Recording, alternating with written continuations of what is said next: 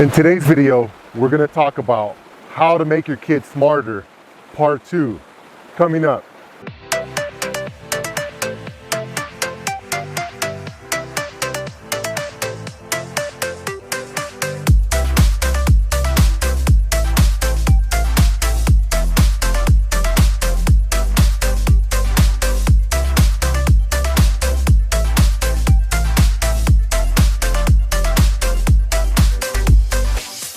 Hi everyone, this is Dr. Ernesto from AttaBoyCowBoy, and on this channel we give you health and wealth tips to help you be more successful. Now in today's video I want to talk a little bit more about how to make your kids smarter. These days it's very competitive and I get a lot of parents asking me, what can I do to help my kids? How can I make them better at sports? How can I make them better at school? I want them to be successful. Now just a reminder, I live in Los Angeles. There's a lot of really successful people here. And a lot of my patients and my clients are very wealthy and really famous people. If I were to mention some of their names, you would know their names immediately. They're A-list actors. But of course, out of privacy, I would never do that. But the concerns of the rich and the famous are the same as everyday people like you and I. And basically, we want our children, our family, our friends to be successful. I started thinking about some strategies and I actually made a list that I present to a lot of my patients and their families.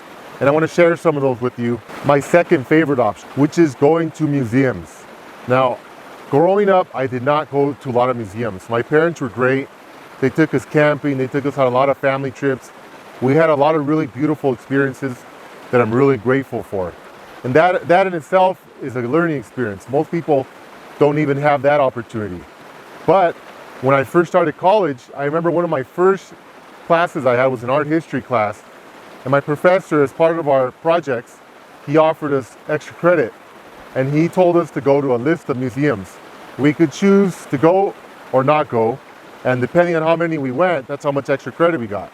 Now, I've always really liked school and I've been really competitive in school. So of course, I jumped at the opportunity.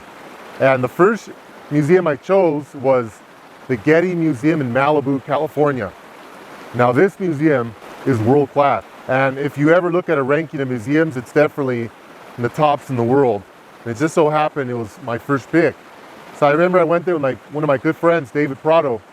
And when we went to the museum, I was shocked at the beauty, at all the wealth, the exuberance. I just wasn't expecting to see what I saw.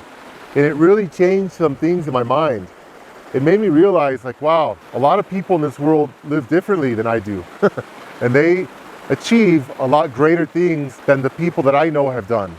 And that's not a bad thing, it's just a fact. It just made me more aware of what's around me. So from that point on, I've just had an affinity for museums. Everywhere I go in the world, first thing I look up are the top museums. And those are the first things to do on my to-do list in just about any city. And when you go to a museum and you're a child, it creates a domino effect. You see something like this beautiful forest. If you want to look at it superficially, you can. It's a beautiful forest, there's rocks, there's a beautiful stream. That's all great. But most children and most people are very curious. So it's going to start driving your imagination. Well, where's that water coming from? What's driving it? And why are those rocks there? Why are there sand on some part? You know, then you start studying about geology and hydrology. And you know, that you can take it as profound as you want, obviously. Some people look at it and they just say, hey, it's a nice forest. But a child is different. Children are different. I remember the first 8 years I worked, I only worked with children. My specialty was pediatrics. I worked with literally thousands of children and their families. And I would share these experiences with parents. And over the years, they would just open up to the curiosity.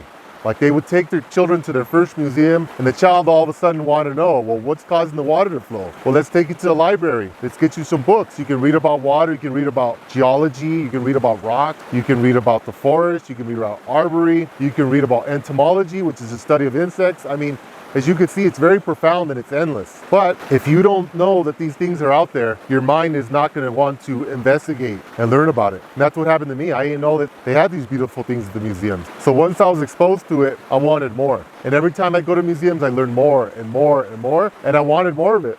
And it actually made me read a lot more. So the same thing goes with children. If you're having a problem getting your kids to read, what better way to get them reading than to spark their curiosity? If you haven't already, plan on taking your kids to museums, and you can literally start at any age. 2, 3 years old is fine. A lot of museums have children's centers for toddlers to play around in, and trying to teach them to learn and to appreciate knowledge and to kind of grow up in that type of environment. you're gonna create a human being that's gonna be a lot more curious and a lot more wanting to learn about the world around them, which obviously is gonna lead to a lot more success in life. So if you haven't already, please subscribe to our channel. Thank you for listening.